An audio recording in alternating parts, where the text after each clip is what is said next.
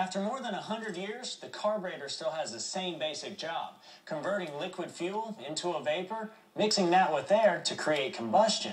Now, most of you guys know basically how they work, but from the emails we get, you guys want to know more about what makes them work and the basic job of each component. So today we're kicking off a Carb Tech series, and it begins with the basics.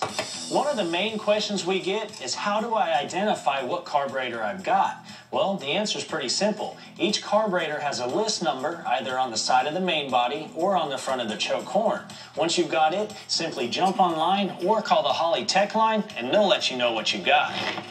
Holleys have two styles of boosters, the straight leg booster that's found on all vacuum secondary carbs, and the dog leg booster that's found on carburetors made for competition engines. Now, the style of the booster helps atomize the fuel more efficiently coming out of the squirter for better acceleration. Next up are the fuel bowls. Now, they're basically a holding tank and work much like a toilet. They get supplied fuel from the fuel pump, and as the fuel level rises, so does the float. It closes a needle, and as the engine consumes the fuel, the float drops back down. You get the picture of what happens next. To go along with the float is the sight window. Now, there's two types, either one with a glass view or with a plug like this one. Now, it's the only way to set the float level when the carburetor is on the engine.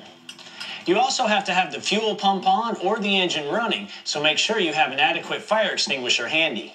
Behind the bowl is something called the power valve. Now, it gives the carburetor a richer mixture when you push the throttle all the way to the floor. Now, let's get a little deeper. All primary and some secondary metering blocks have a power valve. Now, it's basically a vacuum-operated mechanism that opens on power demand. Now, you can also change at which point they open, which is measured in inches of vacuum. Now, you can get power valves in the 2.5 to 10.5 inch of vacuum range.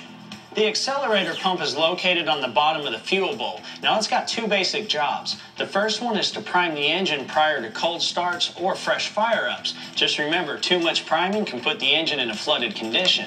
Now, the second job is a little more complicated.